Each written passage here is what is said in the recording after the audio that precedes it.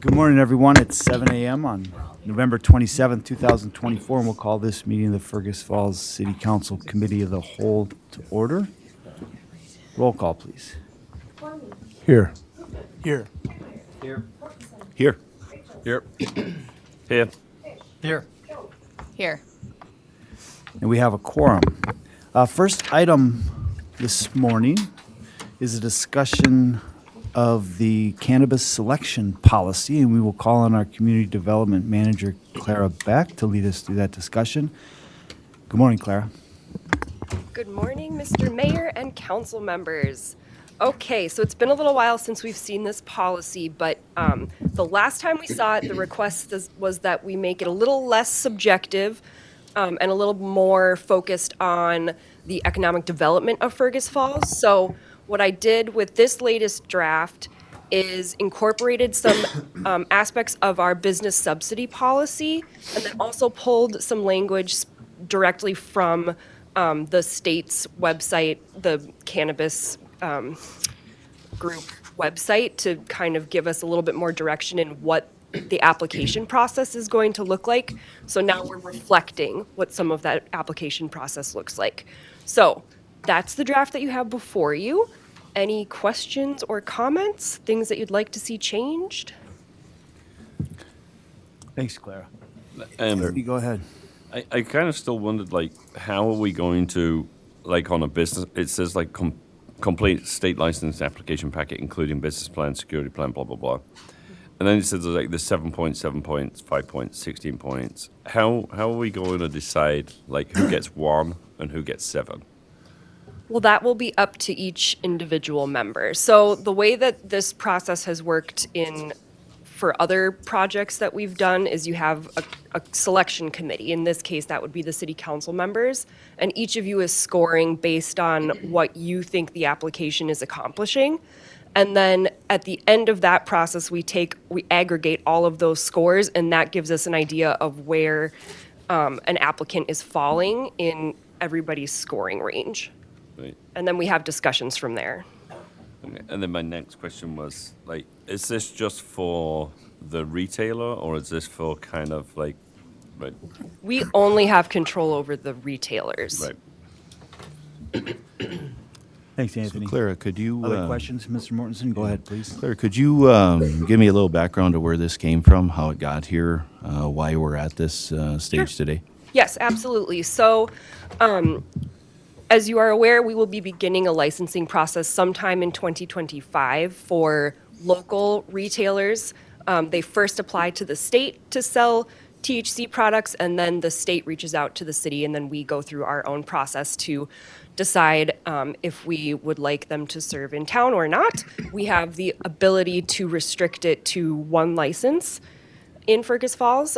So in the event that we got multiple applications at the same time or within a 30-day period, we needed some kind of policy on the books that would give us guidelines for how we would be choosing which retailers would be receiving the city's registration, essentially, if we're restricting it to just the 1. So that's what this policy is. So one of the things I heard you say was, and I appreciate that, so we know where it's at. One of the things that I want to make sure that I have it very straight is that council members are going to be on a committee. Is that what you said, to determine if someone gets a license on the scoring? So council will be that committee, yes. They will be. So the council, that will they have any guidance from you or the state on how to score somebody a 7 or somebody a 1? So that's what we just talked about with Mr. Hicks, is it will be down to your scoring. Yeah. So you're going to look at the applications that you have in front of you, and then you're going to look at the guidelines that you have, and then if you feel that they're hitting the guidelines the way that you would like them to, you provide them a score. And then we aggregate all of those scores and have discussion from there. But no guidance, no guidance. Like for me to look at a company and say, or look at one of the establishments and say, hey, I think they're experienced or they're knowledgeable, because that was one of the questions there. Mm-hmm. How do I know that? How do I know that? Will there be something in the packet that will explain to me that, hey, they have 10 years experience, they have this or that? Yep, so what we're requesting from applicants is that they would be providing things like their backgrounds, which would include likely a resume, things like that. Okay. So that's how you would be making those determinations. Other questions? For Clara, would somebody like to I'll make that, Your Honor. move that we bring this to the council on Monday night? Awesome. Thanks, Anthony. Thanks, Scott. Further questions for Clara? Scott? Did you, oh, I'm sorry. Did you, The only point I would make is as we were looking at how to adjust this, there were some things that seemed to be more of a pass-fail nature rather than even at a ranking. Either you do it right or you don't do it. And Sure. it can make it work or blow it up altogether. And that's where, I guess it was under the line 3, comprehensive site plan and adherence to local zoning laws. If they don't meet the zoning laws, it's out. Right. And so it's, whether that's a range or not, We can change it. I I just think was that's trying better to if hit it wasn't a 100 range, points. it's just either you do it right or you don't. Yeah. But I'm okay with this the way it is. I think it'll give us enough to work with, and we can work with this. I think it's fine. Okay. Okay. thanks, Scott. Thanks, Clara. There's a motion to bring this to the council on Monday night. All in favor of that motion, say aye. Aye. Pose same sign. That motion carries. Just on that, Scott, I would think if they don't adhere to zoning laws, we shouldn't even be seeing the packet, personally. If you know what I mean, if they don't actually comply with the law. I think that was kind of your point, right? Yeah. Right. Yes. Right, okay. Hopefully that's a given if they don't meet the zoning law. Next item for discussion is unmanned aerial vehicle policy, and we'll call on Officer Andrew Miller this morning. Good morning, Andrew. Good morning, Honorable Mayor. Lieutenant Andrew Miller. Well, thank you. I stand corrected and I apologize. Sir. Honorable Council, good morning. I'm excited. Our department has purchased an unmanned aerial vehicle. We've created a policy. This is better known as a drone. Several departments in the area have them. The key points for the recommendation, again, the Fergus Falls Police Department has acquired an unmanned aerial vehicle. We have trained officers that are up to the FAA standard in its operation. Minnesota law requires our agency to create a policy, which we have, and we need to allow for public input. So I'll be working with Lynn to put it on the website, and I'm requesting the council to allow for public input. This input would be held on December 16th, 2024. Thank you, Lieutenant. And so we can accomplish that through a motion to bring this to the council to set a public hearing to accept that policy. Jim, would you like to motion? Second that, Your Honor. Thank you, Jim. Thank you. Tom, questions for Lieutenant Miller? I have a, Anthony, go ahead. more of a statement than a kind of I'm not necessarily on the policy itself, but I wonder if we could look at standardizing kind of how we write policies and have like a revision date, and a reference on it as to, what date this thing was done, when there was any amendments, so that anybody looking at it in the future would know this was created on such and such a day by such and such a person, so that there's a better form of tracking any updates that go to it. Thank you. Sure, I can do that. Very Thanks. good idea. Thanks, Anthony. Any other questions? There's a motion to bring this to the council. Did you have a question, Mr. Mortensen? First off, I just want to thank you for your service to our city. I think the residents of Third Ward would agree that the police department's very important to us. Can you just give me a little insight if we're behind the curve on getting this, or if we're ahead of the curve from other communities in the area? Yeah, to characterize behind or ahead, I would say we're on par. Okay. Yeah. Like I said, I'm very excited. I think this will add tools to our operations. We'll be able to look for lost children, lost people, and then reconstruct accidents. So it's going to be a great tool. Yeah, appreciate it. Yeah. Any other questions? What's talking about drones? I know. I don't think there's any laws to stop people flying drones in town, is there, or not? Do we They have to follow statute as well. Right. Okay. Thanks. All right. There's a motion to bring this to the council on Monday night. All in favor of that motion signify by saying aye. Aye. Opposed, same sign. That motion carries. Thank you, Lieutenant. Next up is a community arena user agreement. We'll call on our city finance director, Bill Sonmore. Good morning, Bill. Good morning. Thank you, Your Honor, Council. In your packet is a memo, a new agreement with the users of the community arena, and the Exhibit A that's attached with that as well. This is not a red line version because historically we've had 3 separate agreements. So the city, via the Port Authority, built the community arena. We, I think our first agreement was in 2012. We updated that slightly in 2013, and it's in place ever since. It's been a year-to-year agreement, so no end date on that. But the users had some things they wanted to change.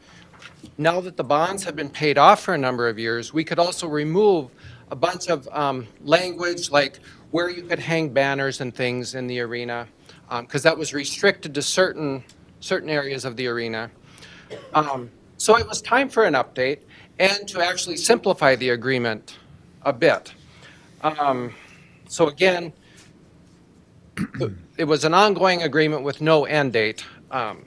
So what our city attorney did, started with those 3 agreements, which they were all pretty much mirror images of each other. They, maybe just a clause or 2 different, but they were specific in the intro kind of to those individual organizations. We've rolled it all into one. So it's the city having this agreement with these 3 entities. And those 3 user groups are the school district, the Fergus Falls Hockey Association, and the Fergus Falls Skating Club. Now, historically, we have always allocated costs based on percentages of use, and that original percentage was agreed upon back in 2012, stayed the same until 2024, where we adjusted it slightly.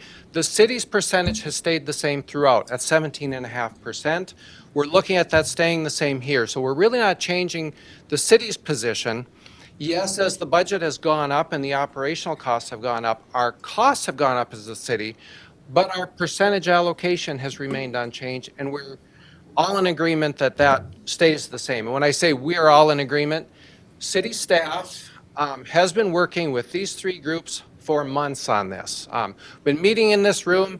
The last time I think we added 2 sets of tables to get everyone around the table.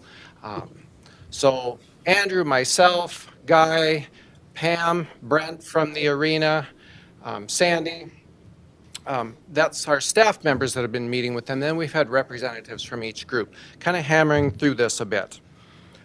So again, our city portion staying the same.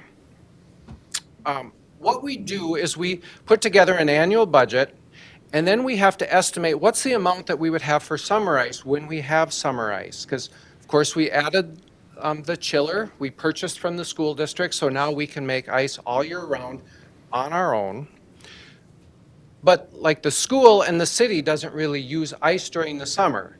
So we take the annual budget and then we have to carve out what do we think summer is, because the city and the school, shouldn't be paying in for that operation of summer ice. So we carve that out to come out with a net that we allocate to the winter season that we apply our 17.5 to.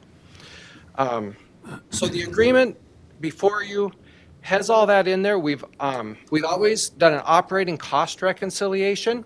So every year we take what are all the revenues that we brought in, what are all the expenses. If we didn't collect enough money, we send a bill out to the organizations, to the users, to get compensated based on their percentage of that.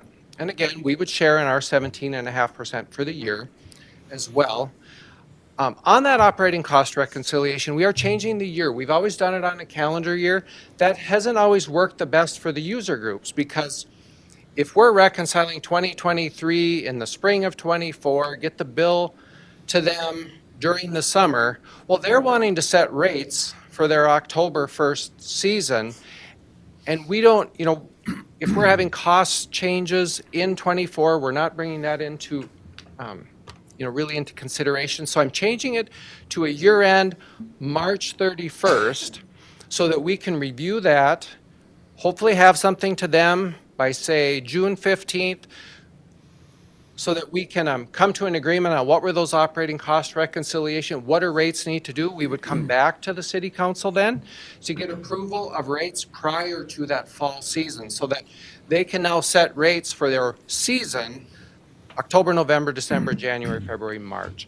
And then also we'll try to carve out the summer ice, do a reconciliation of that as well. After that, probably, I think I have in here by September 15th, May, October 15th, I believe. So, it takes a few months to get all the bills in for that. Exhibit A attached to this is also in your packet, shows a breakdown of the cost and how we're allocating it. Like I said, historically, we always had flat percentage allocation. And then for 2024, we came up with rates that it was based on. The skating club at $175 an hour. I believe it was $185 an hour for the hockey association, and then $225 an hour for the school. Now those graduated rates, because the school gets the most prime ice time, right after school. So that is going to, be more of a premium. So in the new scenario for 2025, I still use the same separation or the same graduated rates to come up with that. Again, carving out the city's 17 and a half. We kind of worked with them and told them, okay, we need to figure this out. How are you three going to share the rest of the cost? We'll do our part that we normally do. We built $11,000 into our kids camp budget because we hold kids camp up at the arena. So we're using, funds. It's going towards the arena operation for that. We're not using ice, but we're using the facility. And if you recall in our September budget presentation, we are adjusting the kids camp rates up to cover that 11,000. So we're not kicking tax dollars into that. The users that use that program are covering that. Bill, the curling club, is that at 185 or 175? They were at 175, and also in the packet, we have a change to the fee schedule where we're moving all non-users to 195 an hour. Okay. So when we put this budget out and we divide it by the total number of hours used for the year, it comes out to be about $195 an hour on average. And we talked a lot, we set it lower in the past to help them get their program up and running. Everyone had agreed to that. But now all the users also thought, well, they should at least be paying, the minimum of what it costs to operate the arena, because they have no risk in the reconciliation. We don't have a separate user agreement with those or the leagues, or when we rent to, someone coming from out of the area that can rent ice, we sell it per hour and then they're done and move on. Whereas we go back to these three user groups, they have risk. If it costs more, then we send them a bill. We don't do that to these other groups. So that was the argument. They at least need to be paying the 195. So you'll see that change in the fee schedule where arena non-user groups now 195 across the board. Just to be fair was the thought process on that. Thanks, Bill. Yep. Let's see, Andrew, am I missing anything else on this? Like I said, we've gone over and over. Some of the changes in here, we really detailed out what rooms the various groups are using. They take care of those rooms. They clean those rooms themselves. Certainly our staff takes care of the arena as a whole, but say if it's a coach's office or specific, the skating club office, they take care of all that. But we've called it out that they get to use these rooms. The concession area where the concessions are stored, that's what the Hockey Association, all groups could put banners and whatnot up for sponsorship. Historically, it's been mainly the Hockey Association, but they're working basically hockey and skating together, and they'll work with our Public Works Director on what are the remaining available spaces where you can hang banners. So And of course, it's on certain walls and on the boards around, and they maintain and take care of that, so. Thank you, Bill. Yep. I know that, like you mentioned earlier, a lot of work has gone into this, so I appreciate it. What questions does the council have for Bill?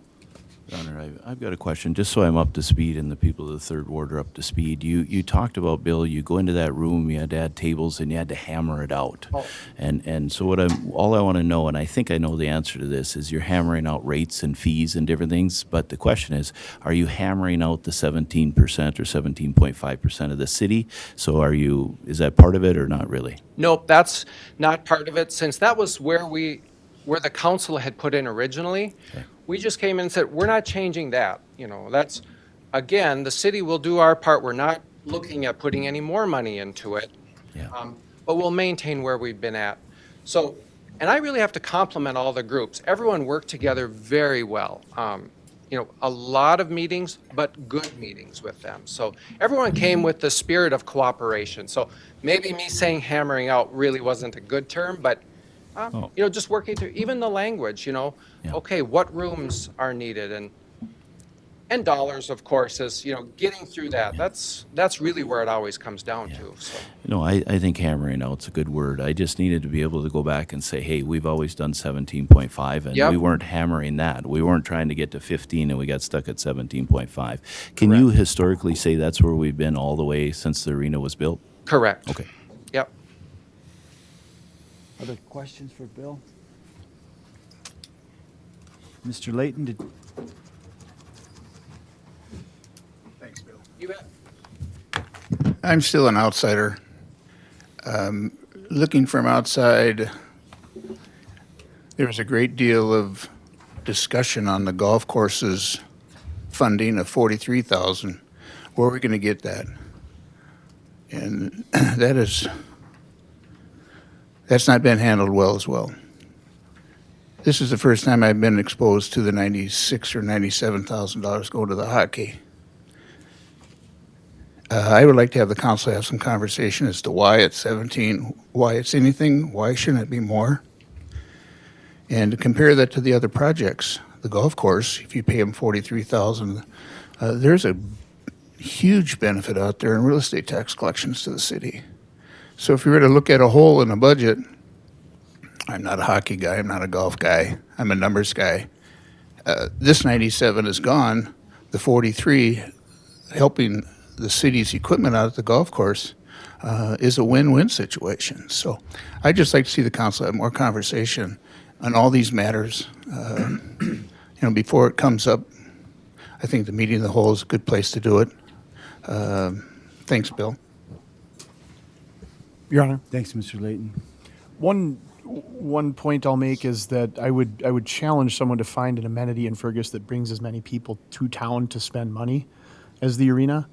We have weekend tournaments. Being a hockey dad myself, I know how expensive it is. I mean, you go and you eat in the local restaurants, you shop in the local stores, you stay at the hotels.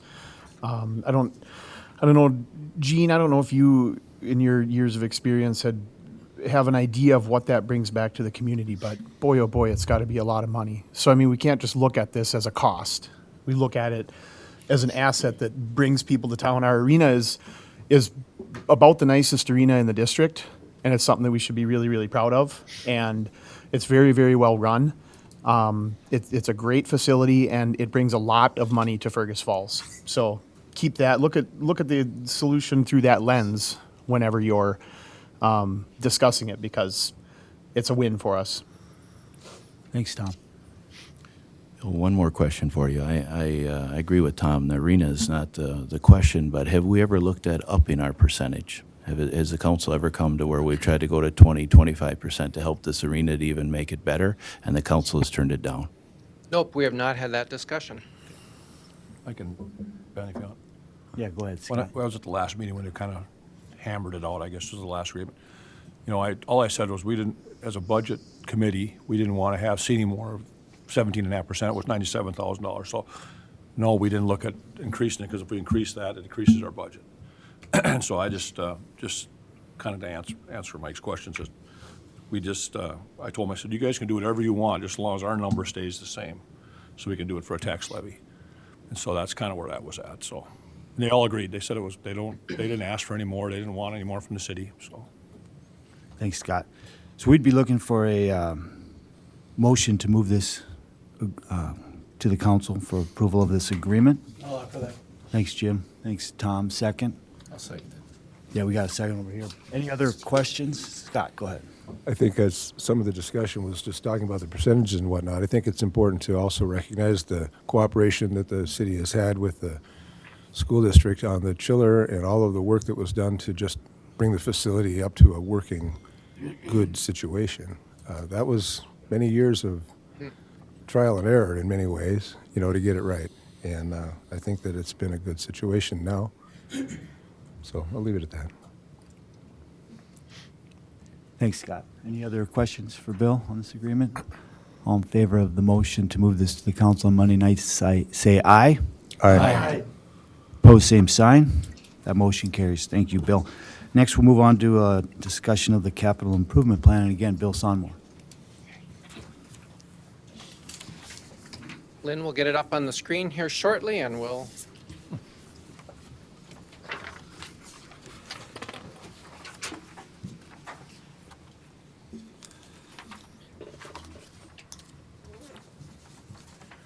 All right, so we have, the capital improvement plan is to be part of our budget that we bring before you in December now. And we are anticipating to include this capital improvement plan to that. That doesn't mean that the projects included in that are approved and off and running, because there are a lot of projects in there.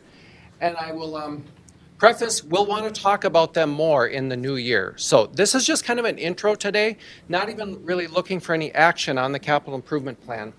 But looking back a little bit, we held a work session of the council back in February of 2024, where we discussed the capital improvement plan, alternative funding sources. It was the franchise fees at the time is when we were talking through that, that we are not putting in place. That's not part of the budget anywhere, so just prefacing with that. We also talked about utility rates at that time.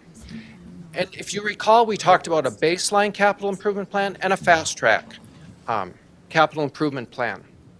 So when I say fast track, that means doing more street projects is really where we were narrowing in on. And of course, when we look at streets, we always need to look at what's underneath the streets, the water line, sewer line, and the storm water. So this current CIP that you have in front of you still has that fast track plan. And as we talked about in our September budget presentation, on one of the slides with capital improvements, it would, if we were to fund this exactly like it is today, it would mean significant changes, increases to the property tax levy, as well as utility rates. So since those are significant, we were going to want to spend some time going through this, determining what is the direction the council wants to go. How aggressive do we want to do? What projects do we want to get done?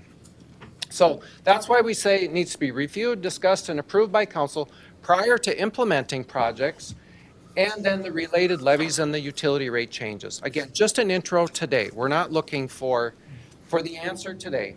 So I want to bring back, probably in the first quarter of 2025, this CIP again, talk through the water, the sewer, the stormwater rates, and then what future levies would look like as well. Probably don't. Okay.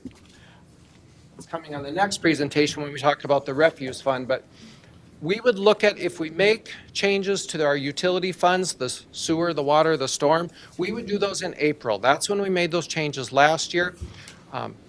It's centered around the sewer fund when we make those changes because we set those once a year.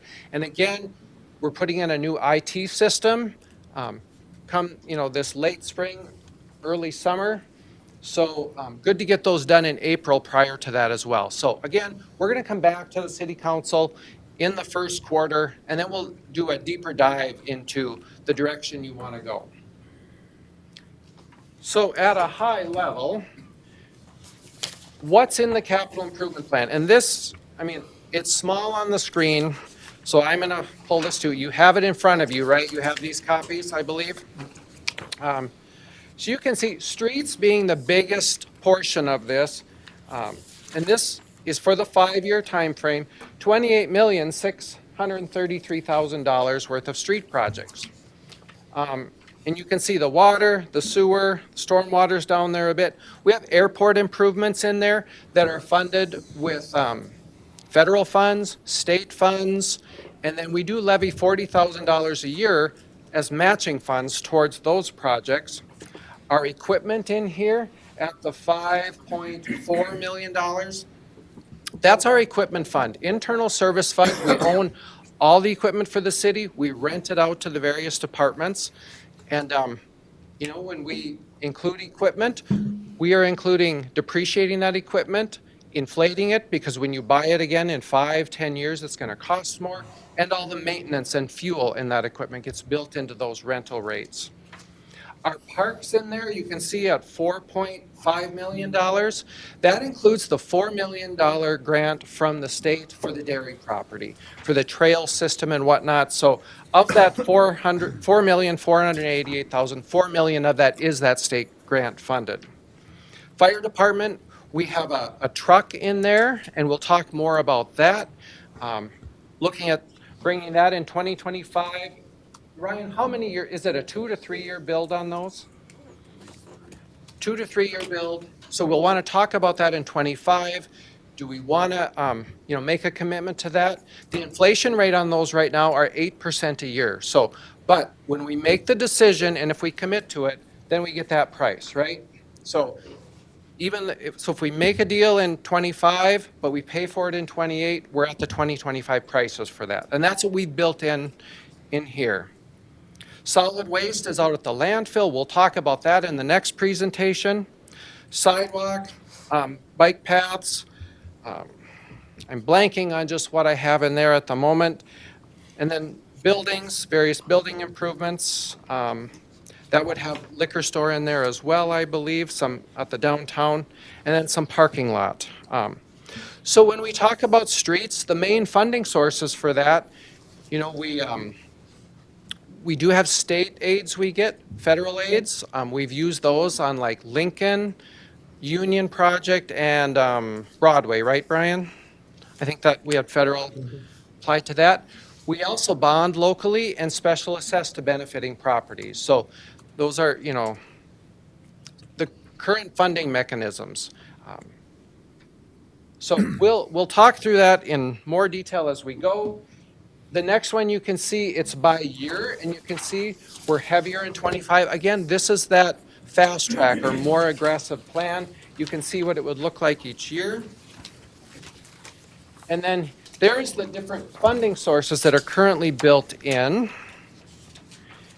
And of course, bond issue being a large one there at 17, almost $0.2 million over that 5 years. That's why we need to talk through that and see how aggressive do we want to do, what do we feel is affordable, and what are the right choices to make. So, but we're giving you kind of the big picture here, and then we'll come back and dive into it. And you can see, you know, the water fund, besides the water lines under the streets, that also includes reconditioning our water towers, demolishing the old reservoir that has been taken out of service up at the water plant. Reconditioning our towers, that's an expensive process. You know, it's repainting, but it's inside and out, so it gets to be very expensive. You can see our federal, state funds in there, the various utility funds. Yeah, so that one. And then we have all the detail. And you should also have this document in front of you. And you can take this with you. I don't know if you want to look through any of them at all today. This is the document I plan to attach to our budget. Again, I want to reinforce, because this is in here, it's a planning document. It doesn't mean you're approving all these projects. The projects all have to come back to you to make a choice, are we going to do that one or not? Now, we've accepted bids on a couple for next year, because Shoreview is going to go, right, Brian? That street project? That's already under contract, yep. Under contract. Is Junius under contract yet? Nope. Okay, we'll be going for bids on that one, right? But Shoreview is probably our only one under contract right now, I believe. For, I'm thinking for assessment projects, I guess, but. Hey, Bill? Oh, Yep. sorry. Didn't mean to interrupt I was just going to say, you mentioned earlier in the presentation that council met in February this year to kind of hash this, which is something we've done in the past. And I assume that the council, I guess my point is on some of the discretionary items, probably makes sense for the new council in January, February as they get together and do their work sessions and stuff to kind of hash through some of these things. Yeah. Because you mentioned they're going to come before, any project will come before the council, correct? Correct. Yeah, so- Yep. Now, there are things that are in here that are also within our annual budget. One I think of off the top of my head is $50,000 in here for traffic cabinets. We need to start replacing, those traffic signal controls, basically. And we have in the 2025 budget, the one for Union and Lincoln is the first one. The tax levy committee, we hashed over that a lot, didn't we? Can we put, 50,000 that's a good size increase for something, but it is so important. It shows up in the capital improvement plan. You'll see as a funding source as general funds because it's showing up in the general fund budget. So that's something that, we'll approve it in the budget. We can go forward and start marching forward with that once the budget's approved. But when you're looking at the major street project, when we're going to look at Cleveland or Union, that all has to come back before you for that. You'll see we've added community arena things into this. Even down as low as $10,500 for redoing a pump. We wanted to try to capture what are the needs there so we can start projecting, are we collecting enough through that user agreement that we just reviewed, building that into the budget so that we have money put aside as we go forward. So that's how we use this document to project funding. We do that with our state and federal aid balances, which we have maxed out. We know they're spoken for the next 5 years. We may even be advancing some on that, but I know engineering is working on updating those. How does the airport fund look with that $40,000 a year that we're levying? We project all that out as well. So I'll leave it at that. If you want to go through any more detail, we certainly can. We are going to bring this back, like I said, probably in the first quarter, kind of march through what are the projects that are in here and what do you want to do as a council? Thanks, Bill. And it's also will be part of the December 2nd budget presentation as well. But I won't go through this in detail on December 2nd, so. Right.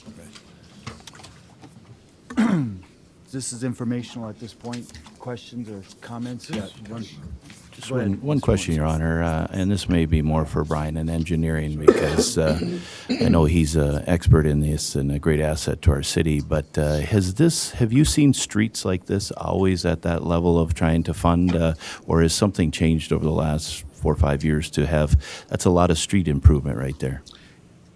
It is. Brian, I know our costs are going up. Well, when you look at streets, the infrastructure in general, your largest asset is your street surface itself. When it comes to all the utilities and everything. So yes, costs are going up, everything. It's just with the streets, we don't have a dedicated funding source. You get your sewer, water, everything. We have an enterprise fund, but there's not a dedicated source to help the streets other than state aid. So to answer your question. Mr. Layton, did you have a question or a comment? Yeah, first of all, I understand as an outsider, I've always supported Bill. I believe he's a great accountant. I know he and I have maybe had a few barters back and forth, but Bill's a good guy. He knows his numbers. I'm just trying to make it more transparent for the council and the public. I appreciate the open conversation. Mr. Roofer, I appreciate that input too in regards to the ice arena. I'm looking for consistency. If we're going to beat up the golf course for 40, why aren't we beating up the ice arena for 97? I'm just looking for open transparency, open discussion for everyone to understand. I don't believe that the 40 is wasted at the golf course, and I don't believe the 97 is wasted at the arena. Bill, keep up the good work. He and I work together closely. I'm learning the new system, but I understand the next one's going to be better. The IT, bro. Yeah. It sure will, I hope, right?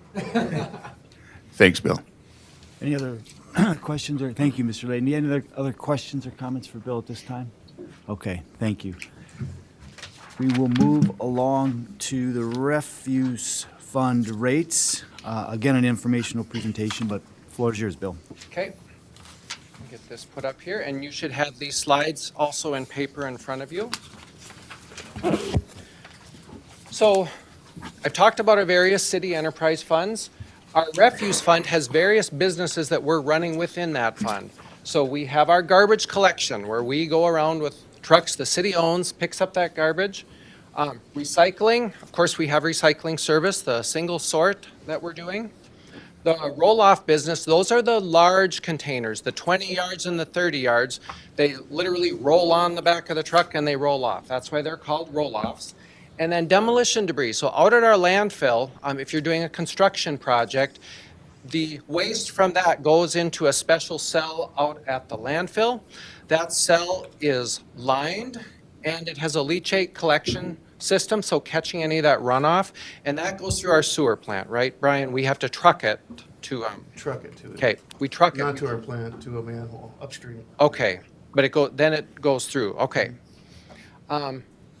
So that demolition cell, we're gonna talk more about that in this presentation. It's a great asset for the city. We were the first in the state of Minnesota to put in a lined demolition cell per the MPCA.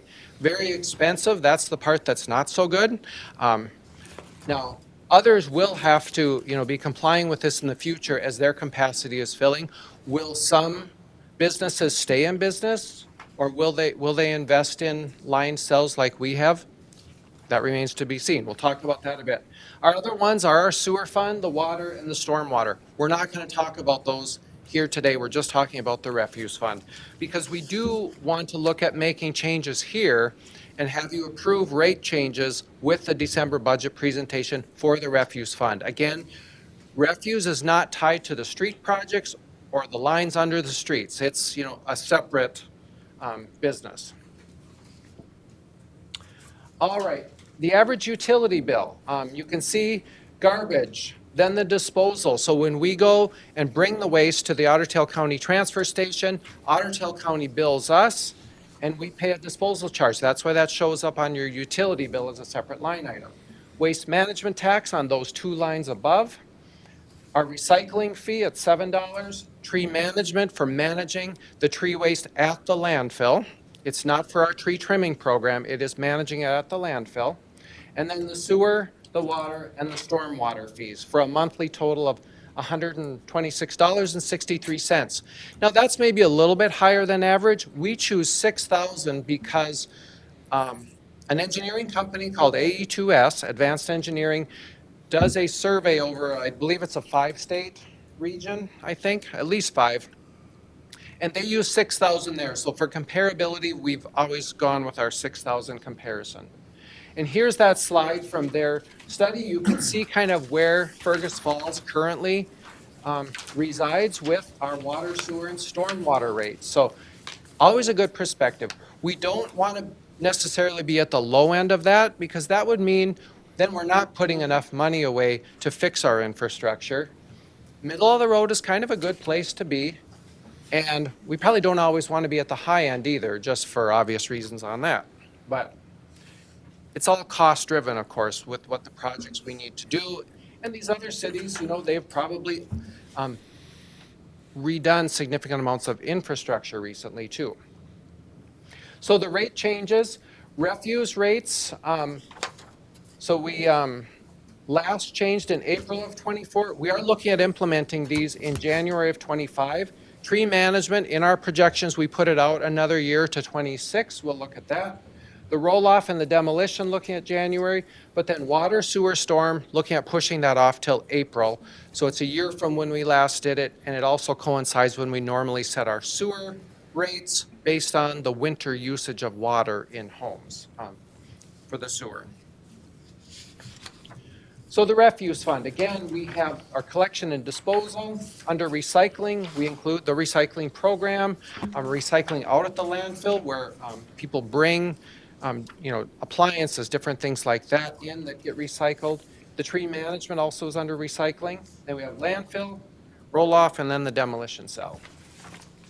So under garbage, our operational costs, of course, continue to rise as we see everywhere in kind of everything you do, it seems, both in staff labor costs as well as our specialized equipment for collection. Garbage trucks, the prices have gone up year after year for that as well. We're looking at a 3% change in the residential commercial to keep up with that inflation. You can see what the projections are going out. Again, we look at this over about a 10-year period. Each year we update these projections. So we would look to a 3.5 in 26 and then 4% beyond is what we're looking. And then the tipping fees, that disposal fee from Otter Tail County going up 3.5%. That's the projection we've received from Otter Tail County, is that our fees will be going up 3.5%. So doing that pass through of that fee of what we're paying for disposal. Recycling, kind of same story there. Our recycling trucks, they go up. We use a rear load garbage truck for recycling, as well as one with a trailer that we bring around. Those costs continue to go up. I'm looking at, it's a 14.3% increase in the recycling fee. It's $1. We try to move that in even increments. And you can see going out what we projected. In 27, going up 50%. 29, 50, not 50%, 50 cents. 50 cents in 29, and then $1 again in 31 and 33. We try to maintain a break even, not making large profits on these business, but kind of covering our depreciation, all our operations with a break even. There we go. Okay, the landfill, not talking about the demolition cell yet. This is all the other things you bring out to the landfill. You know, we do metal recycling. You bring tires out there, appliances. Also, mixed municipal solid waste, that's the MSW. That's your regular garbage that goes in the compactor. We bring that to Otter Tail County as well. So we're looking at bringing that up. Our person at the landfill did some analysis on that, and we need to go from 2250 up to 26 per cubic yard. It's a lot. There's more handling on that because we're also making special trips then out to the transfer station versus if you're on a route, that's of course more efficient, right? You're picking it up as you go.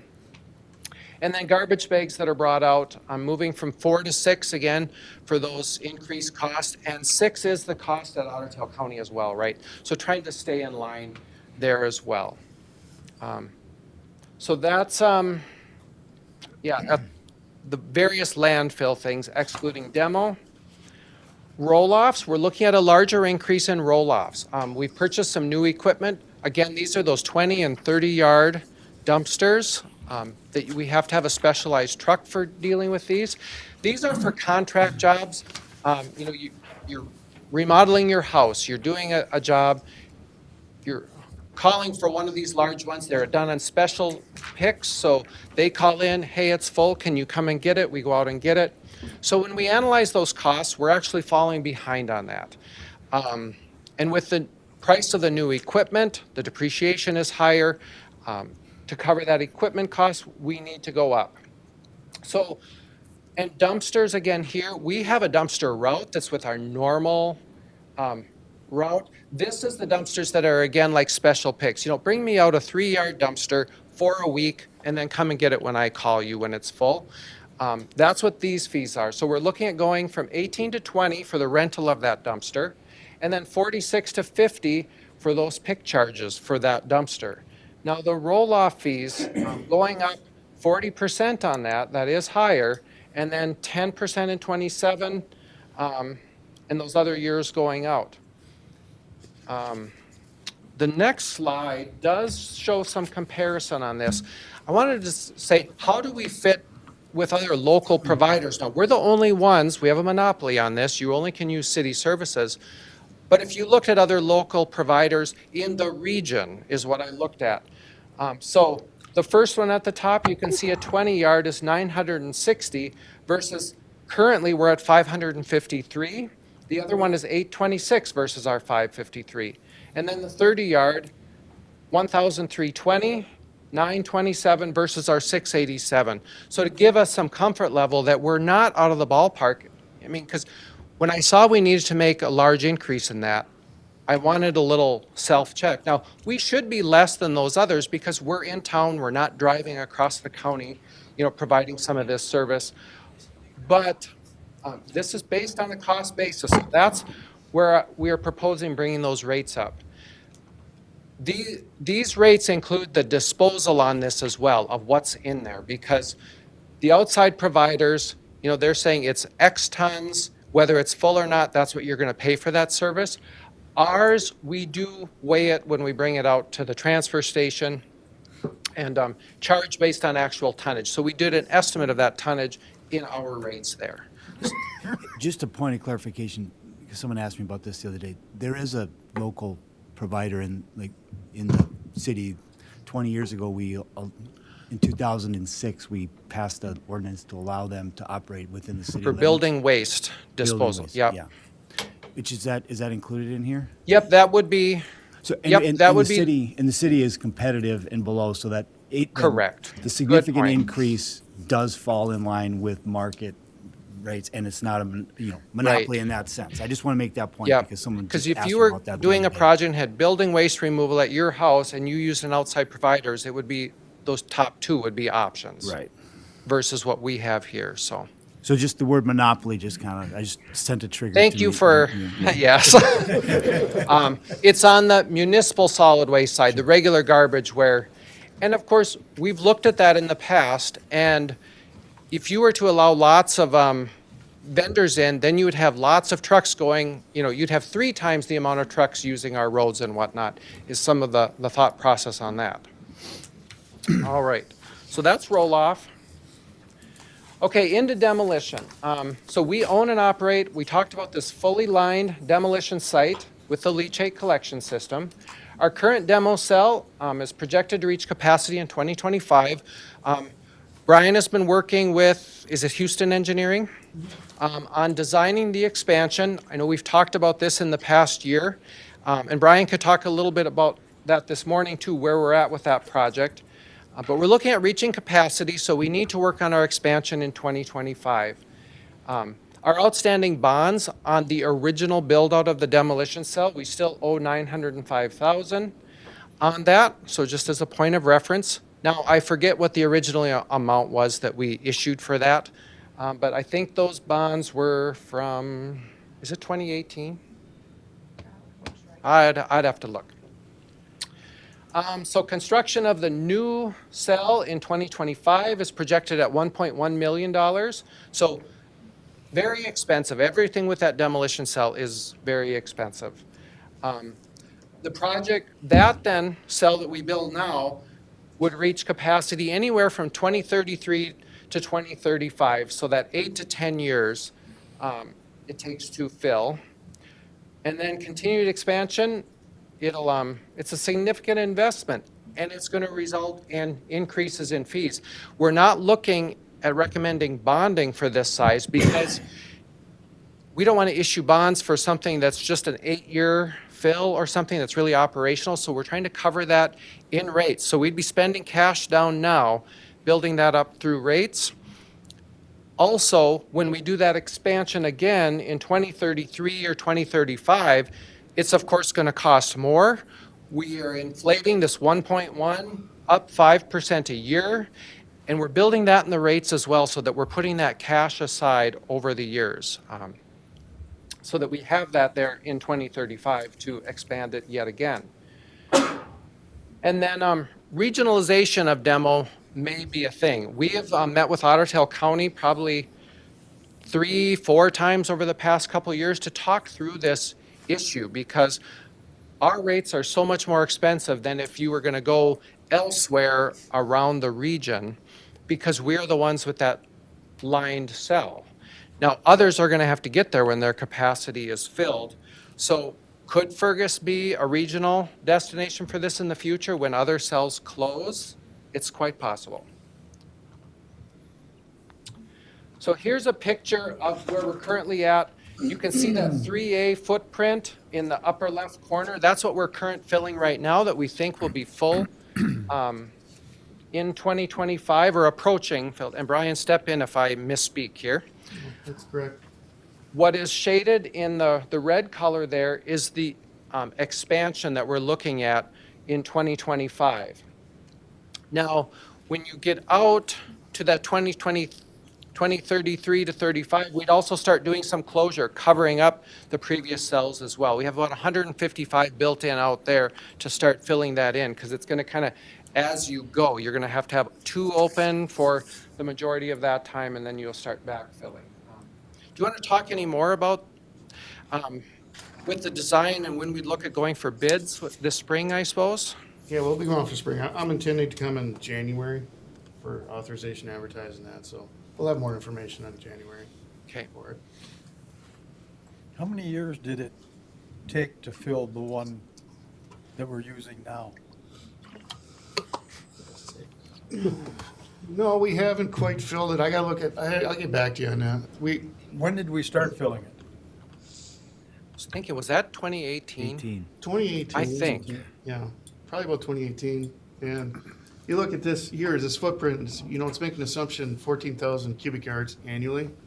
We're probably about 9 to 10,000. So it depends, COVID 2020 was a pretty good spike, and then everything kind of settled off a little bit. So it's all variability based on how much we're importing into the cell. So, but we got to get to this new cell here because our permit with the PCA will expire. We only recognize a 5 years, so that's why it's not only capacity, but just getting through the PCA review. So. Yep. Yeah, I forgot to mention the That's permit. not a Good quick point. process either with them, so. No. So that's the demolition cell. What we're looking at, we're currently at 3340, looking at jumping to 4740. So, and we had talked about that previously in 2024. And I think even last year, we kind of gave a heads up of looking at this was coming. So looking at, that's the increase, and we're looking at implementing that now, so we start getting that cash in the door. Now, if people chose not to come to our landfill, then they have to drive. Probably the closest one is at the Henning, Otter Tail County landfill, so they'd have to be trucking over that way. And this does not go on your utility bill at your homes. This is if you're doing projects, contractors bringing things in, you have to dispose of something special. That's what's going here. You can see then where we project going out after that as well. And again, we're trying to manage the cash flow for over the life of this demolition cell with the next expansion, closing some of that. We also are required to put money aside for, say, 70 years from now, 60 to 70 years, when this whole place is full and we have to put a cap over it. We are accruing those funds now while you're accepting waste. You match those revenue and expenditures while you're collecting the waste. And so we're trying to have cash there too. So in 60, 70 years, that money is there to put the final cap down as well. This shows those capital improvements over the coming years. Those are also in that CIP document we showed you earlier. I guess only the ones in the first 5 years you'd see on that. You can see where we're projecting out in 33, 34. That could go out, to be 35, 36 as well, depending, like Brian was saying, on the fill.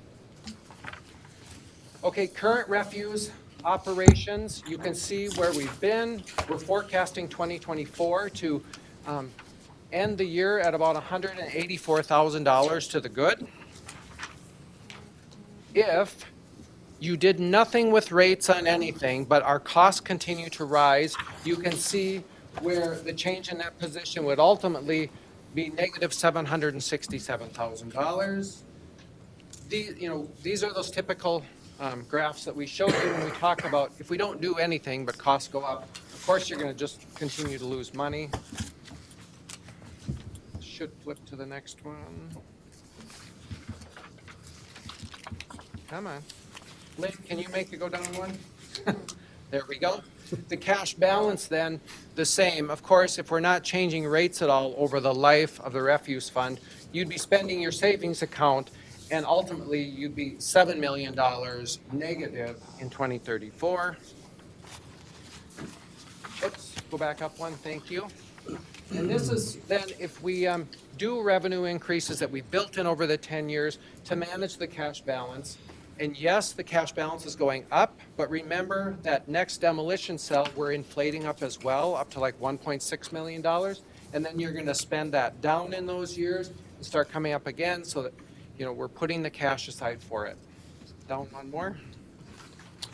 Here's then on the utility bill what we'd look at, garbage going up to 3% or 45 cents, the disposal up 28 cents, the tax related to that, and recycling going up $1. On that, we grayed out the other area because we're gonna come back in the first quarter for you on that. And we have another slide, Lynn? Okay, water, sewer, storm, we've talked about this probably enough. We cover that in the CIP that we want to come back to you and delve into those further. The schedule, we're presenting here today, looking at having you approve those rate changes for the refuse fund with the budget on Monday, now the 2nd. We put those into effect in January, and then water, sewer, storm would be implemented in April after we go through those in more detail. That may be the last slide, but let's see, Lynn, is there anything else there? That's it on that presentation. Thank you, Bill. Sorry, I've Questions probably really taken the time. To the, Mr. Mortensen? Bill, one of the things I didn't see and one of the things that I want to make sure that I understand is I know we collect steel out there Yep. at the facility. Can you just go through the process of how that is either, how that goes into our general fund possibly, how it's bid, who picks it up? Do we haul it? Does somebody else haul it? And what's the benefit of that steel coming into the city? Yeah, so Guy Taylor would be the one to talk more about it. He's not here today, but I know we do accept steel and metal out there at no cost. And then we do dispose of it. We sell that then maybe 2-3 times a year. And on the finance side, I see the check coming in when they sell it. That's when I know, oh, they got rid of the metal. You know, Siegelman often will buy that from us. And of course, that fluctuates on that recycling steel price. But those funds go back into this refuse fund, so they stay here.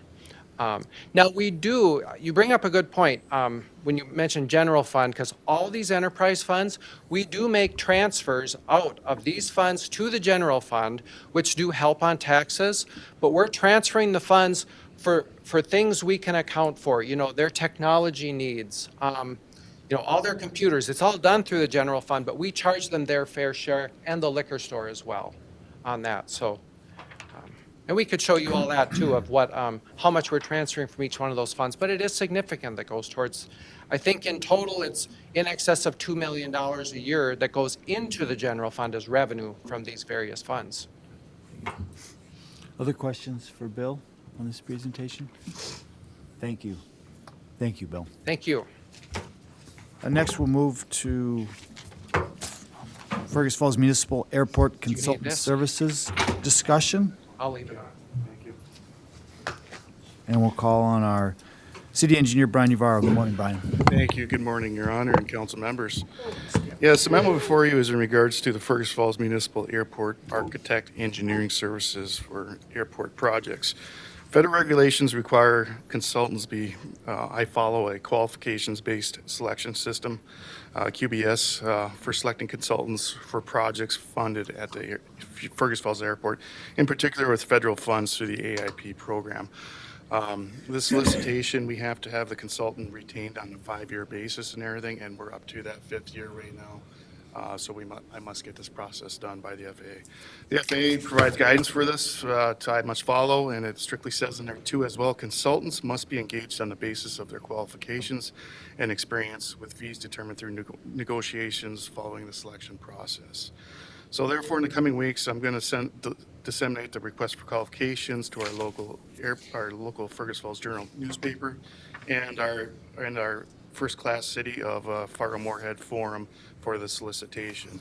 So publication costs are funded through our 456 funds. So at this time, I'm just requesting authorization to initiate the Fergus Falls Municipal Airport professional AE solicitation process. So I'll open up to any questions you might have. Thanks, Brian, and we can move this. I'll offer that, Your Honor. Thank you, Jim. Thank you, Scott. Questions for Brian on this? All in favor of moving this to the council on Monday, signify by saying aye. Aye. Pose same sign. That motion carries. Thank you, Brian. And you. last item on the agenda this morning is the YMCA request for parking lot. And again, Brian Navarro. Yes, thank you. I got a request, met with an individual from the YMCA of the Northern Sky. They're requesting the city convey the former gas station parking lot located at 1040 East Fur Avenue to the YMCA. And I'll just step up to the projection. Is what we'll see right here is the letter intent, but the lot in question is this area right here.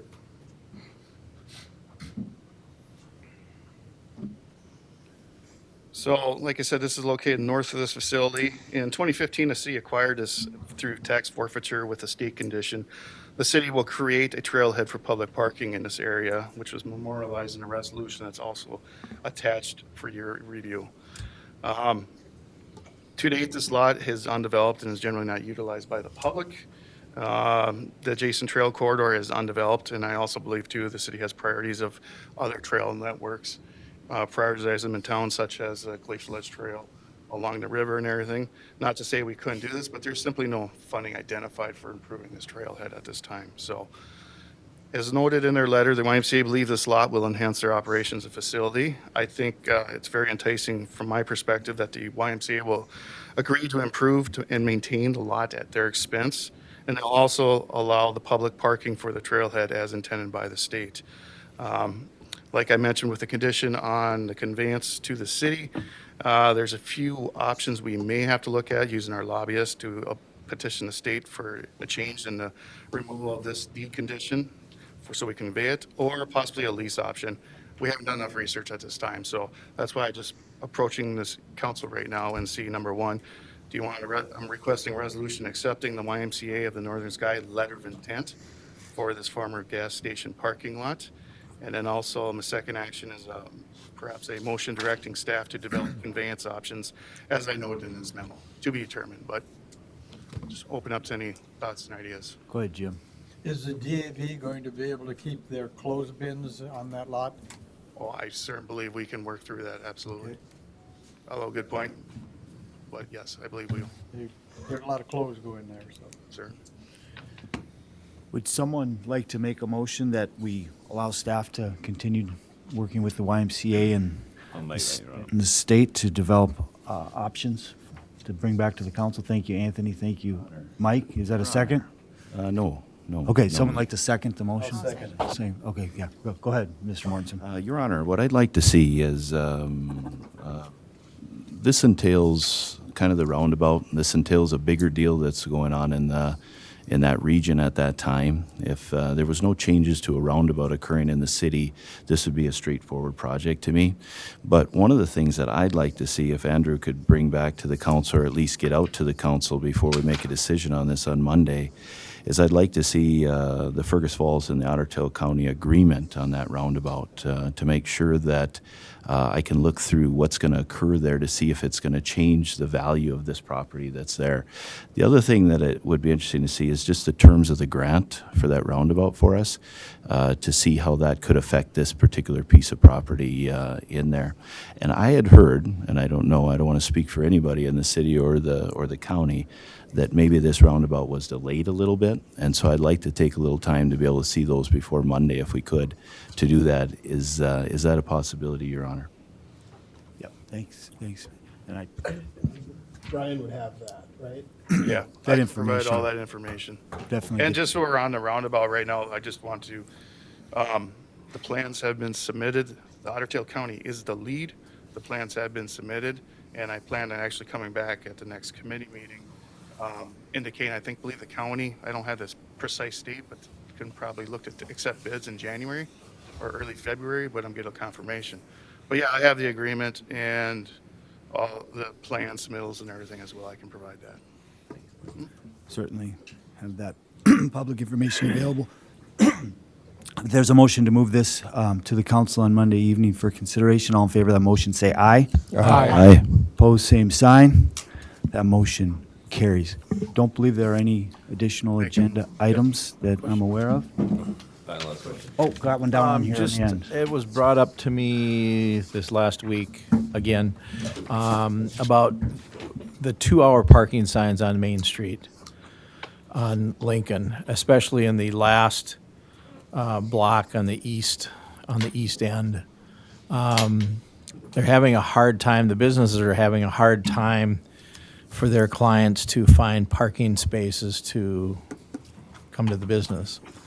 The comment was that the renters of the buildings there are parking there basically all day and not moving their cars. And it's become a concern.